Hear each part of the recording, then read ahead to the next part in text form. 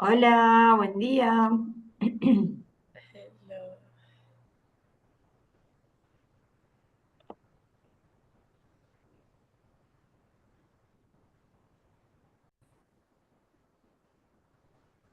Bueno, buenos días a todas, a todos. Qué bueno estar de nuevo encontrándonos hoy acá. Este, bueno, vamos a dar comienzo a este nuevo webinar junto con Matilda y Jacinta. Para quienes no estaban la vez pasada, sepan que toda la actividad va a ser en inglés. La idea es que si tienen dudas consulten. Jacinta es chilena, habla español. Ella puede intermediar en el caso de que alguna lo necesite. La idea de hoy es conversar sobre la estrategia wholesale, la identificación de retailers adecuados como para sus marcas.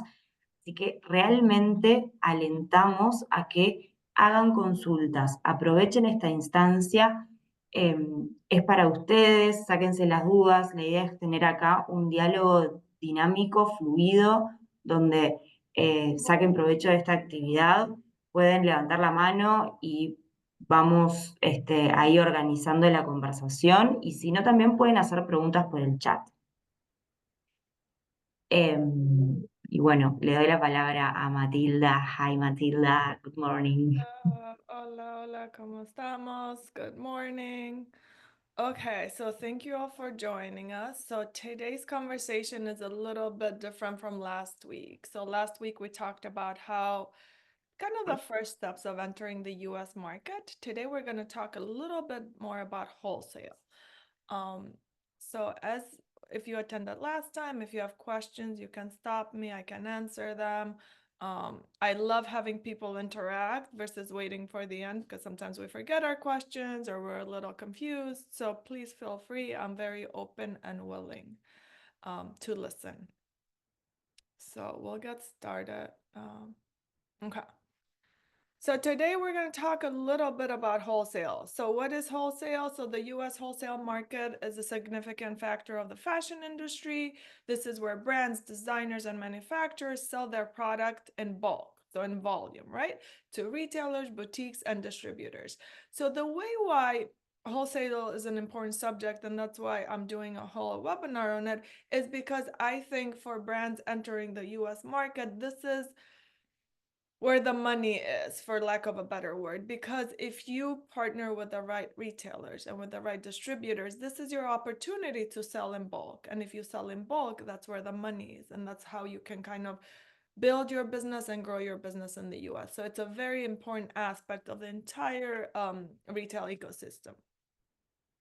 So a little bit of a comparison, because I think sometimes we get confused, right? So let's go over what's retail and what's wholesale. So if you are participating in retail, you're basically selling your product to the end consumer. And this is usually in small quantities. You have a website, I buy a t-shirt from you, that's it. Now, if you are selling your goods in wholesale, you're selling in bulk. So you're selling to retailers, you're selling to distributors, and you're selling your product so that that distributor resells it. So that's when we talk, we're going to have a whole webinar on pricing. We're going to talk about how we combine, arrive at our cost, our true cost, our wholesale and our retail, and talking about margins. So in retail, the end consumer is the consumer who's going to use the product, wear it, and so on. In wholesale, the customer or the consumer is other businesses that are going to resell it, right? So pricing, you have a higher price per unit with a retail markup, and you have a lower price per unit with a wholesale markup. Again, because wholesale, you're selling to a middleman who's going to resell it. Retail, you're selling it to end consumer. So there's a difference in how it's being priced. And again, when we go through the pricing webinar, which I believe it's next week, we are going to talk about the difference between costing, wholesale, and retail. Order quantity. As we said, in retail, consumers buy 1 or 2 units. When you're doing wholesale, they buy large quantities. That's where we have our gain in terms of volume. Profit margins are higher in retail, lower in wholesale, but wholesale, you make up lower profit margins with higher volume because you're buying in bulk. And the marketing focus is on retail, it's branding, consumer engagement, in-store online experience, versus when you're marketing to wholesale, you're basically building this relationships with buyers, you're building this relationships with distributors, you're building relationships with your logistics company. So the marketing focus is different, how you market to wholesale versus how you market to retail. Now, up to this point, do we have any questions in regards to the difference between the two? Because I have another slide with additional differences, but I want to kind of cover the first aspect of it. Any questions? No? We're good? Oh, you see my, okay. Okay, so let's go over the second slide. Sales channels. In retail, if you're going through retail, you do DTC, so it's direct to consumer. I have a website. Yeah. Sorry, you had a question, Victoria? No? No, sorry. Okay, no worries. Okay. So sales channel. In retail, we have direct to consumer. We have our goods and we ship it directly to whoever buys them, or we have a physical store, or we do a pop-up. Now, the sales channel in wholesale are business to business. So showrooms, fashion showrooms, the one we spoke about that we'll talk about in a little bit. You have trade shows, you have wholesale platforms, or you even have distributors. It depends. Inventory risk. In retail, you have higher inventory risks as items may remain unsold if not purchased. In wholesale, you have lower inventory risks as products are sold in bulk to other businesses. So then once you sell to a distributor, it's kind of their risk they're taking on the inventory. So inventory risk is kind of split or spread out in wholesale versus in retail, it's entirely your own risk. Customer service, again, in retail, you're focused on customer satisfaction. You're focused on making sure that they have kind of a seamless customer experience and that returns are minimized and that you get that relationship with them and the feedback is very important. Now, customer service in wholesale is focused on delivery, order accuracy, and long-term business relationship. So in wholesale, you might have a relationship with a buyer and all the buyer cares about is that you ship on time, you ship correctly, that you abide by the routing guidelines, and that their product sells. So it's a completely different relationship versus if you sold to me. If you sold to me, I want to make sure that when I get on the website, it's easy for me. I can navigate it. I know what the pricing is.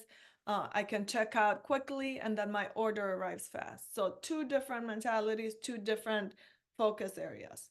Marketing cycle. So in retail, you have shorter marketing cycle driven by seasonal trends and consumer demands, versus in wholesale, you have longer cycles, often with pre-orders and planning in advance. So if you guys have ever attended a trade show, you know that buyers usually place orders 3 to 6 months in advance, right? Now, in retail, I want it today, I want it now, I want it Amazon fast, I want it for the best price, I want it for the best quality, I want everything, right? Because I'm a spoiled customer. So there's a big difference there. And then payment terms. So this is very important in wholesale. In retail, it's immediate. I pay on the website and basically we square it away and then you ship to me. Now in wholesale, if you're participating with separate accounts, you're going to have payment terms. And payment terms, if you're a small brand for a retailer, might look net 90, net 60, or net 30.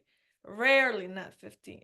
So what does net 30 mean? It means that they will pay your invoice for the goods 30 days after they receive them in their warehouse. So I always tell my brands that when you're negotiating with retailers, don't go over the net 30 terms. Because imagine if you're a small brand and you agree to net 60 or net 90, you will not get paid for months. Net 60, you won't get paid 2 months after they receive the goods. Net 30, you won't get paid 3 months after they receive the goods. Now, if you're a small business, you count on that money to continue running your business. So you cannot wait 2 or 3 months to get that money to continue on with your business. So negotiating payment terms with the retailers is key, and it's one of the most important aspects of kind of doing business and wholesale. So this was an overview between the difference of retail and wholesale. Questions thus far, or we're good? No? Okay. Now, what do? We're participating in wholesale. Do we go left and we go participate with a showroom? Do we go right and we invest in trade shows? What have you guys done? It depends, right? Is there a right answer or a wrong answer? It depends on your business model. So let's see. If we participate in a trade show, what are some of our financial investments? So basically, what are our costs? We have to pay for a booth, and the fee can vary between $2,000 and $10,000. You have to pay to travel there. So imagine hotel, flight, meals, and so on. Marketing materials, so you're gonna pay for brochures, you're gonna pay for any marketing materials for your booth, and so on. Setup costs, and some sort of insurance. So when you look at it, if I go back to this and I say this or that, now we know that trade shows have a lot of expenses attached to them, right? And then we also have to think, what's going to be our return on investment? So if we pay for the booth space, the travel expenses, marketing materials, setup cost, insurance, what are we gaining in return? How many orders do you need to get to break even to take care of all of these expenses and then make a little bit of money, right? Because you always have to look at it from an investment perspective. What are you getting back? If you do a wholesale platform, which is probably mostly online, you have a platform fee. So it depends. It's an annual subscription fee, anywhere from $50 to $500. They usually take a transaction fee. They sometimes charge you for marketing expenses. And sometimes, if you are going to manage inventory through them, there's also a fulfillment and logistics cost. So that's if you go through a virtual online wholesale platform. Now, what if you do a showroom? If you go through a showroom, you have a monthly leasing cost, and it can range between $1,000 to $10,000. It depends on the location, it depends on how big the space is, and so on. You might have to pay for utilities, so ongoing costs of electricity, internet service, whatever the case might be. You might have to pay staffing, people who are going to come to the showroom. You might have to pay for furnishing and setups, so initial costs if you want that section of your showroom to look a certain way, and also sometimes marketing costs. So that's what that would entail. Now, if you do a sales rep or if you do a distributor, it looks a little bit different. There's a commission, typically 10 to 20%, depending on the sales rep and how good they are. There's a retainer fee. Some brands may pay a flat monthly retainer fee to secure the sales rep. There's training costs, there's marketing support, there's travel expenses. So if we're looking at the wholesale opportunities, these are the financial investments. We went over trade shows, wholesale platforms, showrooms, and sales rep. So if we're entering the US market through the wholesale model, this is kind of what we have to think of in terms of expenses and what that would mean for us. Do we have any questions? Jacinta, do you want to add anything to this? No. Okay. Thank you. So now, if we were to do the trade show, this is what you usually get. And for those of you who have attended, you have seen it. So this is Atlanta Mart. If you've ever done the Atlanta Apparel Show, it's a very strong show. But basically, you're given a raw space, blank space like this. So basically, you have to brand it and make it your own. So kind of it gives you an idea of where those expenses go and how much money you have to allocate just to this. But then once you get to the after, we also have to think, okay, I paid all of these expenses. I paid to travel to the hotel, my meals, and so on. How many orders do I need to get to break even, and how many orders do I need to get to make a profit, right? So we have to be very thoughtful about it, because sometimes we might realize that a trade show might not be the right venue for us. And then we go back and we say, oh, maybe we do a showroom. Oh, maybe we do a sales rep. So we have to look at what our disposable income is too, and how to allocate it in a way that it makes sense for us. And we Yes. always think, what is the return on investment? Always, always, always. And always, also would like to add that it's important to mention that the first time that you go to a trade show as a brand, it's probably hard to get buyers because you are like the new student, so you don't have many friends there. So you need to start like growing from scratch. um, Probably the first one, what I have seen in my experience with brands that I work with, is that they get like one or two orders, that it doesn't justify like all the uh, budget that they need to have to be paying for that space. But then later they start getting this relationship and start building up, and then get a lot of orders from different parts. So it's also something that you need to like consider in the first options. And also sometimes many showrooms have the opportunity to join to the trade shows. um, so that could be a good option because the showrooms already have that database of boutiques or wholesale buyers that are interested in looking for your kind of products. Um, Thank you. And also make sure, so when you're attending a trade show, make sure you've done some networking beforehand. Check Yeah. and see who are the buyers that attend. Try to email them, try to call them, try to make them aware that you're going to be there so that when you are there, at least you have one or two appointments. At least you have someone coming to your booth that's intentionally coming to your booth versus just walking by. So make sure you do the legwork beforehand. Because it's Yeah. like launching a website. If you have no marketing behind it, if you have no SEO behind it, no one's gonna know. Same thing with this. You can pay all the money in the world, have the most beautiful booth. If no one knows you're there, and if you don't start building those relationships, it's gonna be very hard to gain traction. Yes. Sometimes trade shows are huge, and most of the time they are, and it's super oversaturating to see all the brands. Like in my experience, I have worked with clients in the swim show and Cabana, that are local showroom, also trade shows here in Miami. And sometimes even you that are working in the trade show don't even see all the booths that they are in the same show. It's crazy the amount of information, so it's really important to be in touch with the people that you want to connect. Yeah.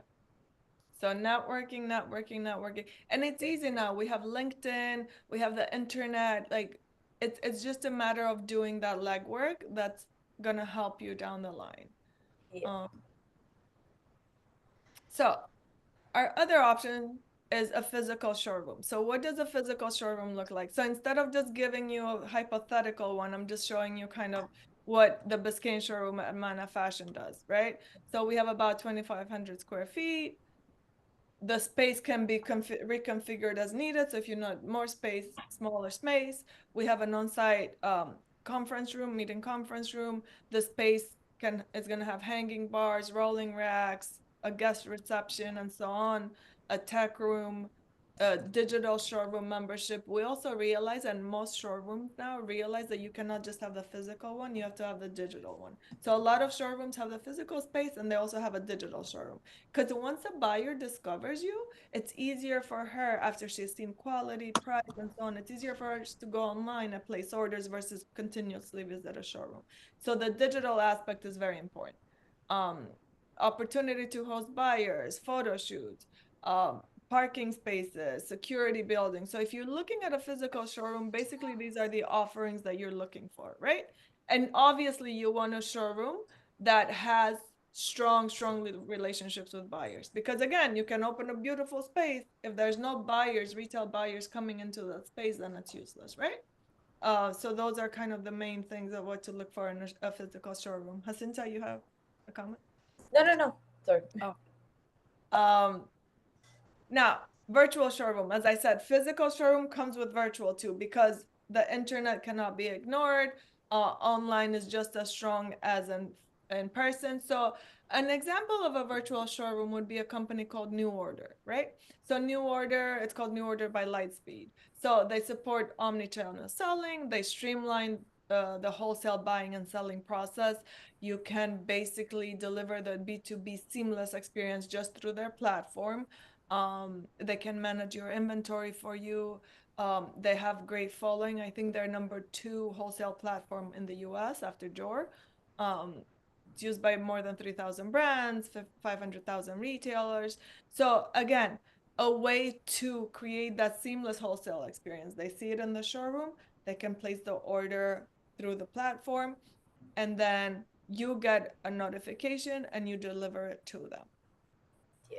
And what happens with New Order too is that you can, through their marketing initiatives, buyers can get emails and say, oh, this is a new brand that's been added to our platform. So then you have access to these buyers that maybe wouldn't be attending the trade show, but they are part of the platform. So then you're tackling kind of the physical aspect and you're tackling the virtual aspect through the virtual showroom. So virtual showrooms are here to stay. They're important. It's just a matter of how do we use them to best serve us for our business. Yeah. Next one. Oops. Okay. What about a retailer placement? So now you went through the showroom aspect, you went through the trade show.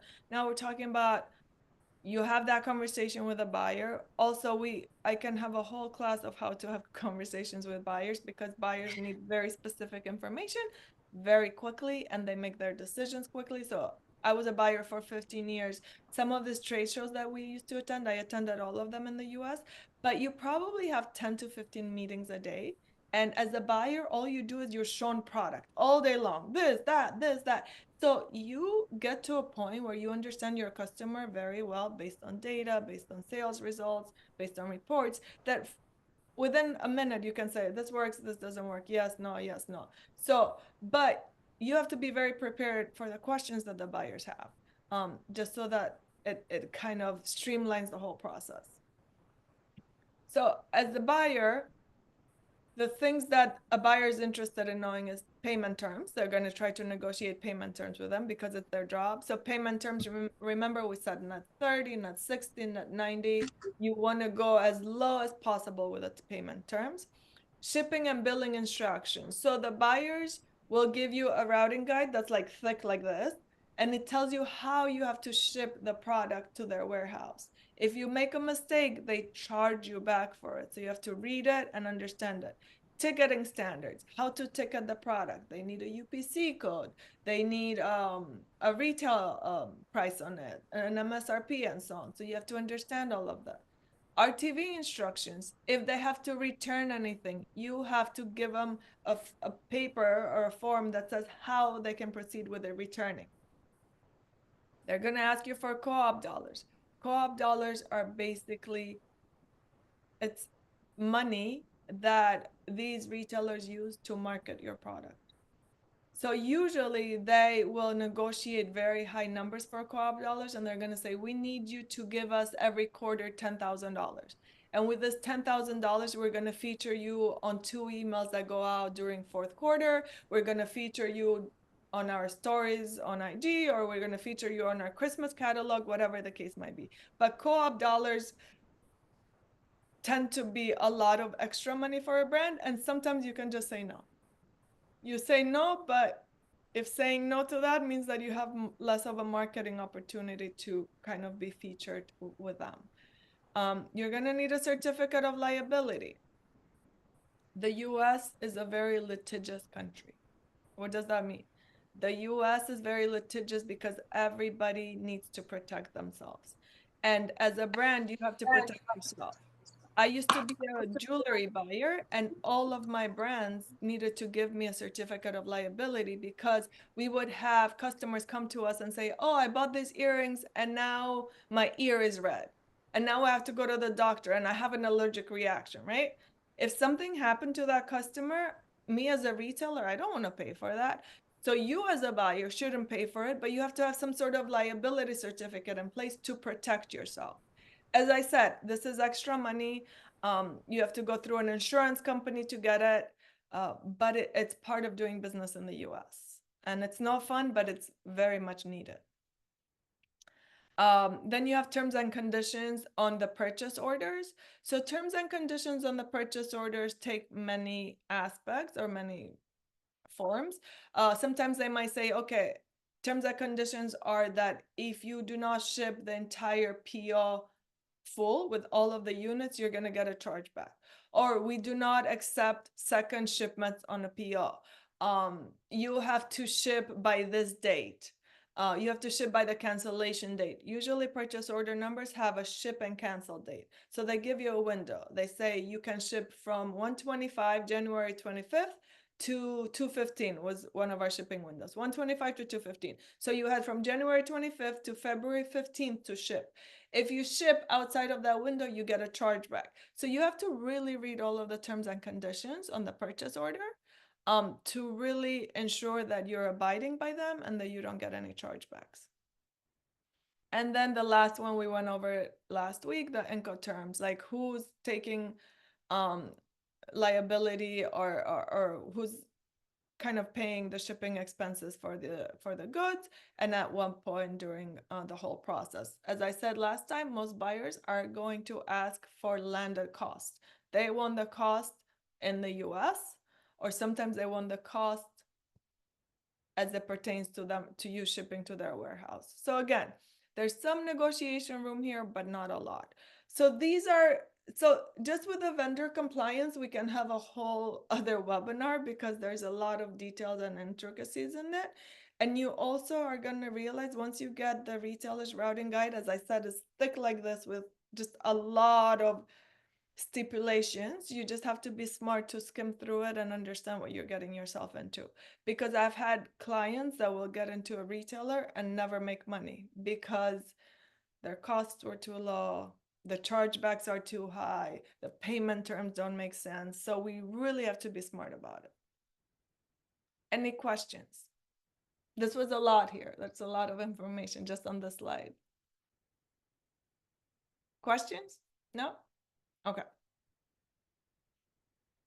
So then we're also going to need someone to manage this wholesale business. So you're going to have to be really good about analyzing your sales and kind of seeing what's working, what's the bread and butter of the business, what percent of your business comes from what percent of your styles, and where do you focus your assortment. You have to be very good at communicating with a buying team. It always has to be direct, short, and to the point, and you always have to be responsive. You have to review your business weekly. Buyers review their business every Monday to see how they did for the entire week. You should do the same thing so that when you're talking to them, you're very knowledgeable and you're the expert. You have to think about promotional strategies. Are you going to be a brand that's always going to be a regular price? Are you going to run sales? When are you going to run sales? How deep are you going to run the sales? So on and so forth, because the promotional strategy needs to be clear also to the buyer, because the buyer might decide to put your product on promotion without you knowing, and that wouldn't kind of do well with your entire brand strategies. But if you're clear from the beginning of what your strategy is in terms of promotions, then the buyer is also clear.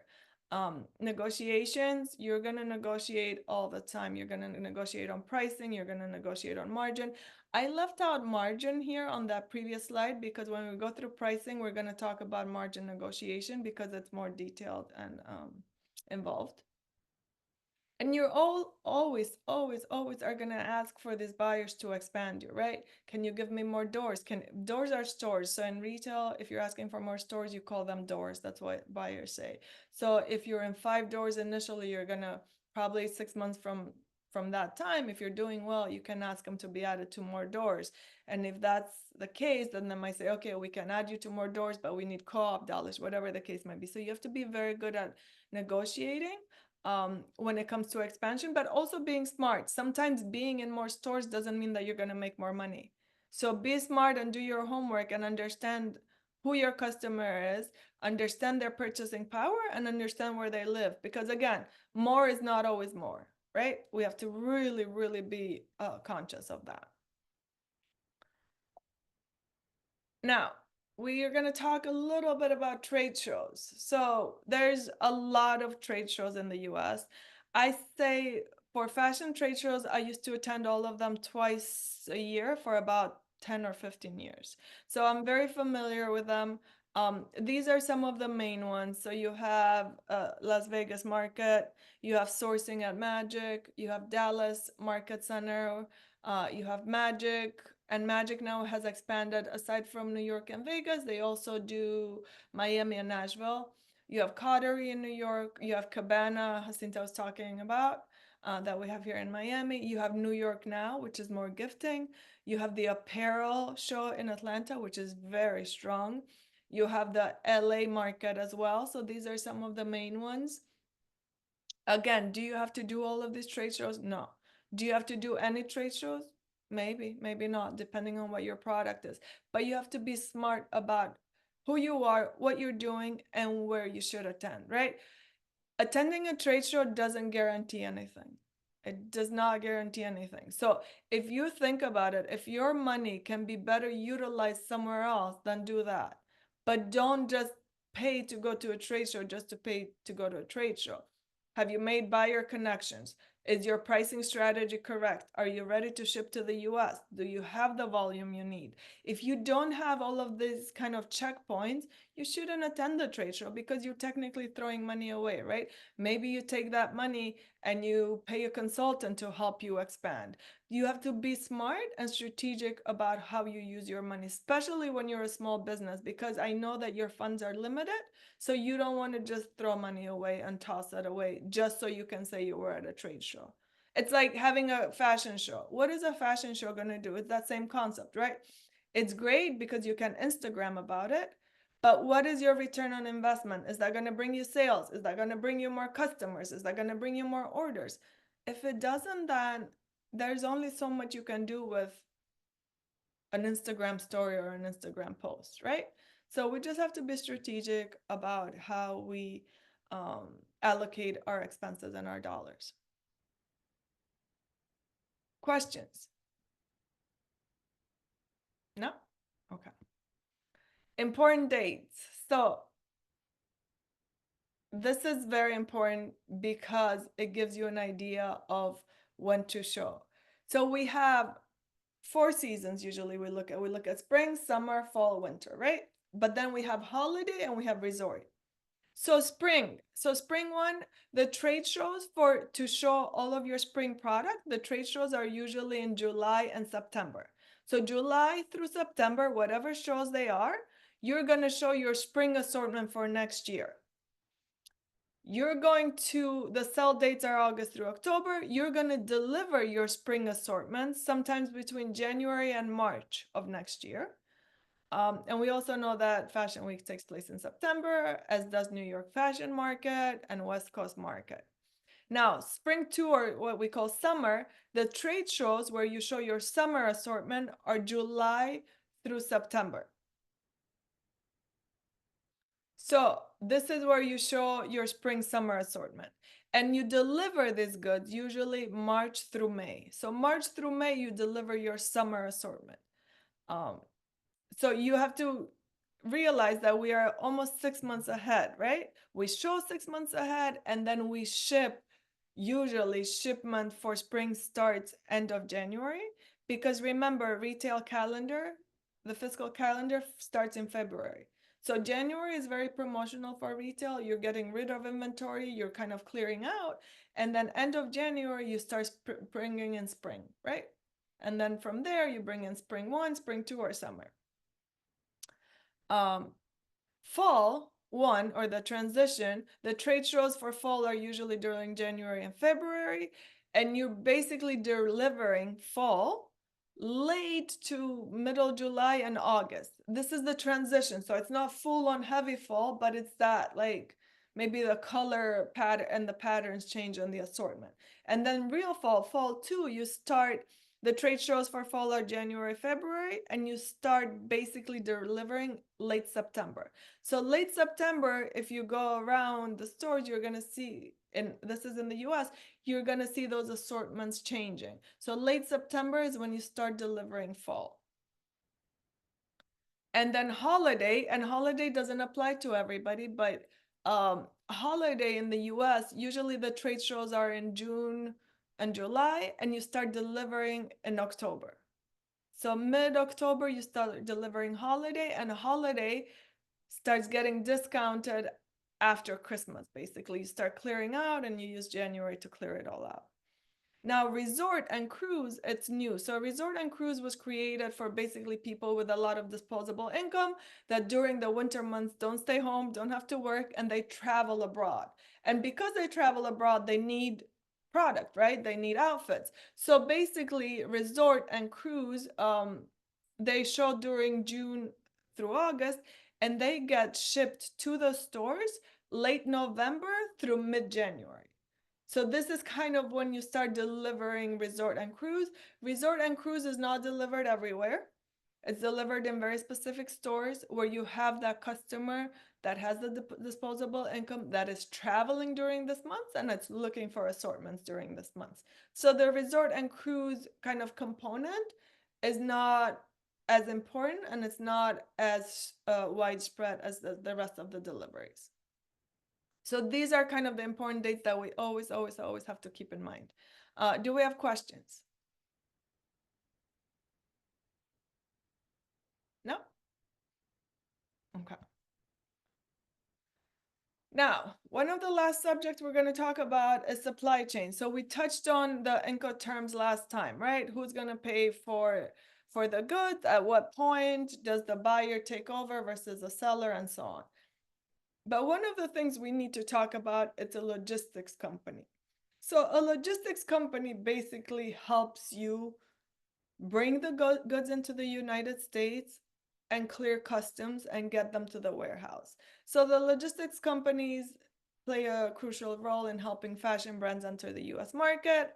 They manage the complex flow of goods from production sites to retail locations, or sometimes they do it all the way to end consumer, depending on the agreement that you have with your logistics company.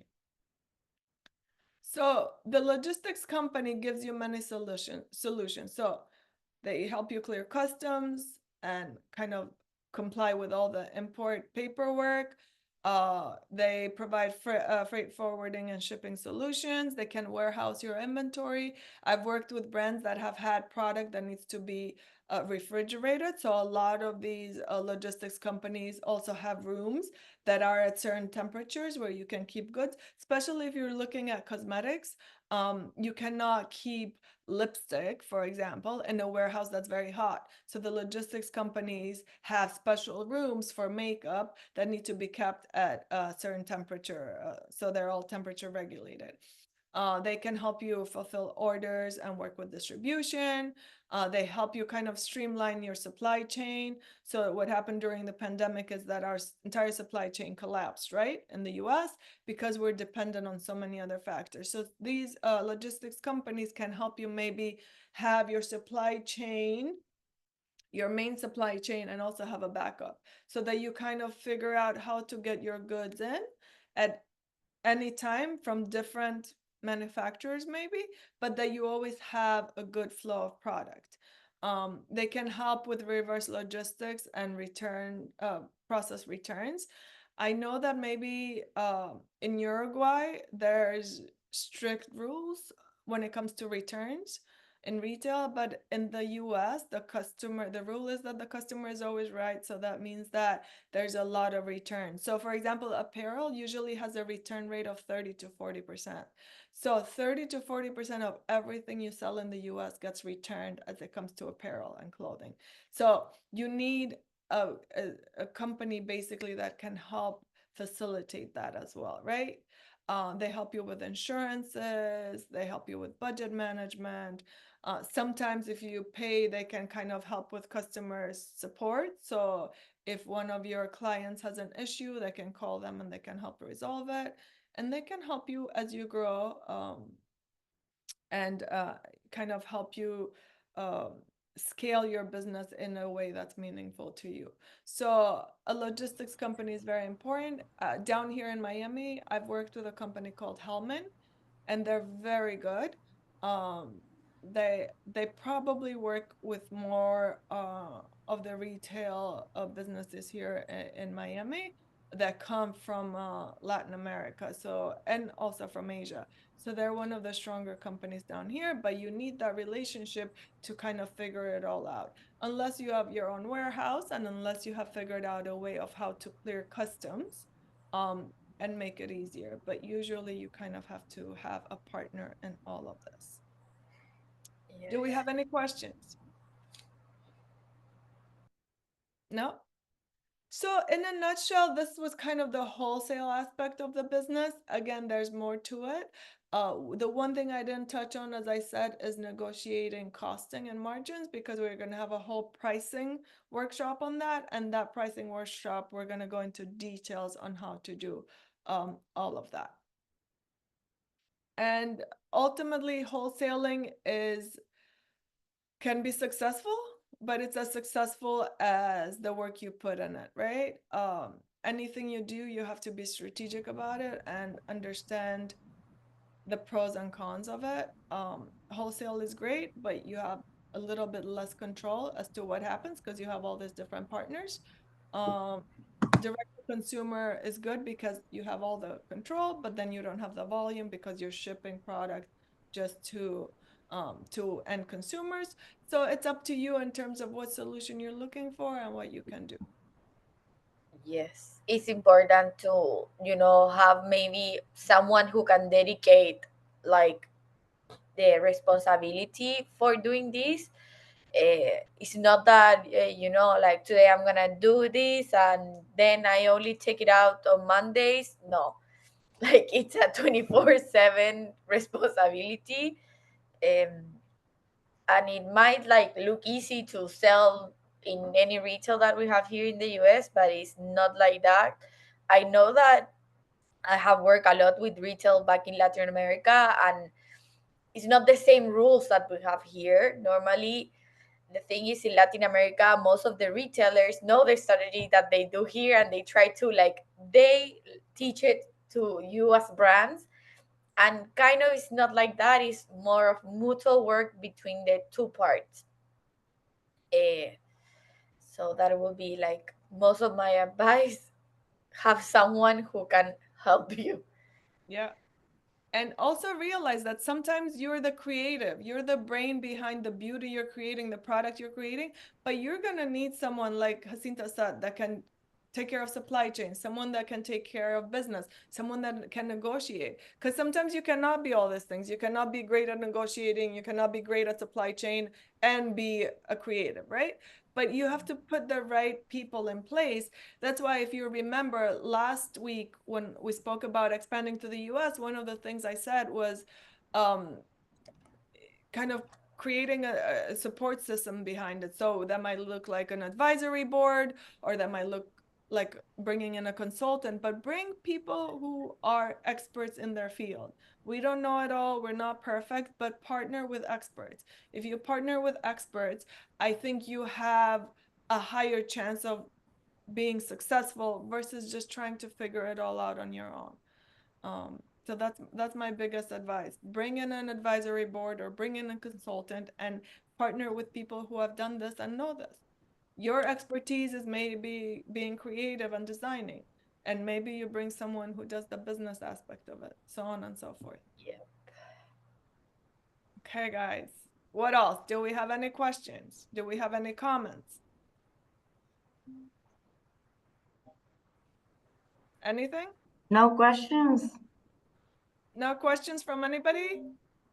in Spanish, through a chat, anything? Matilda, I have something to share maybe. Can we go through again to the slide where you showed the differences between showrooms and sales representatives? And Yes. maybe we could like see the details again between Yeah. those two. And maybe also if you think you could add just a few like hints so that like maybe the brands can think about how they can distinguish in which stage they are and what questions they have to ask themselves in order to take good decisions. Maybe because they always want to go to trade shows. We've Yeah. been there with some of them, but maybe to explore more the world of showrooms and sales representatives. I think it's good for them to know more. Yeah, absolutely. I think you make a great point. So, if we look at showrooms, for example, one of the positives, so let's compare each of them to the trade show, because I feel like some of you guys have attended a trade show, right? So, if we look at showrooms, The positive or the pro with the showroom is the fact that you're going to be present physically somewhere for an extended period of time, right? A showroom gives you that exposure. A trade show gives you a 2 or 3 day exposure, right? A showroom gives you long-term exposure. The key to, I think, deciding whether to participate in a showroom or not is understand what they have to offer. And not in terms of utilities and so on, because everybody's going to offer you a conference room and internet, blah, blah, blah. But who are their buyers, right? Understand who their buyers are. And also understand, are these the buyers that are going to buy from you? If I have a brand, then it's men's swimwear, right? Am I going to participate in a showroom? Well, it depends. Who are the buyers that the showroom has? If the buyers that the showroom has are um, buyers that buy ladies apparel and are buyers that buy kids, then I don't fit in the showroom, right? It's like going to a trade show that doesn't show men's assortments. So the same thing. So understand what the offering is from a buyer perspective, because you are doing what drives your wholesale business, or what will drive your wholesale business, is orders. And you get orders through buyers, or sales reps or distributors help you place orders. So go for kind of the gold. Go for why you're there. And why you're there is to get orders. Who's going to help you get orders? Through a showroom, it's buyers. What buyers do they have and what they can do for me? Now, a sales rep, same thing. You can pay somebody to be your sales rep, but who do they know? Who do they work with? Have they worked with retailers before? Have they worked with boutiques before? Have they placed orders before? Because you also want to understand, what can they do for you, right? Do they know how to place orders? Do they know the right people? But the sales rep is the same thing. What you do with a sales rep is you ship them some of your samples, and basically they go and visit the buyers that they have, and they start showing your product to them. So you ship them some samples, you ship them the catalogs, you ship them your cost list, and they share that with the different buyers, and they try to convince the buyers that your product is good, basically. With the sales reps, it's also good to always have a little something for them to leave to the buyer. It's a little bit of a marketing um, trend, actually, where you basically say, okay, you're going to go see the buyer for Neiman Marcus, show them our samples, show them our catalog, and also, can you gift her this? And it can be something small from your collection, but there's also something that is going to serve as a reminder to that buyer. So, and if it's good quality and if it's something she likes, she's going to try it herself and then say, okay, I can vouch for this.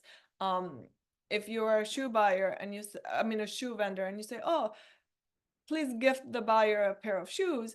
Imagine that buyer wearing those shoes for 2-3 days, realizing how great they are. They're going to say, okay, I'm going to place an order. So there's something to be said about that tactile experience where you touch, feel, experience the product on your own, for the buyer to make a decision.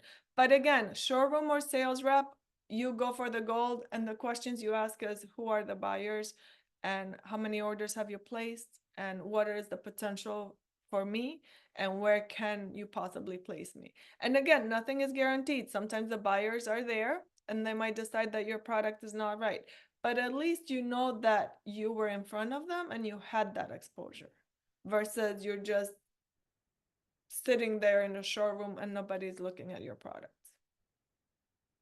Does that make sense? Yes, thank you. Sure. Any other questions? No, everybody's very quiet today. Yes. Well, if you guys have questions, this is my contact. And if you would rather ask the questions offline, or if you have anything that maybe you're not thinking of right now, but it's going to come to you, that's my email, that's my phone number. You can email or text me, and I'm always available to help. Again, I think if you're strategic and if you're looking at your business as a long-term um, almost investment, I think there's great things you can do in retail and in wholesale, but you have to understand what you're getting yourself into. I think that's the biggest takeaway from all of this. Mhm. Thank you, Matilda. Of course. Thank you guys for attending. I appreciate your time. Thank Okay, you. see Thank you you very much. Have a good Thank one. next you. week. Yeah, see you Bye. next week. Bye. Bye bye. Bye.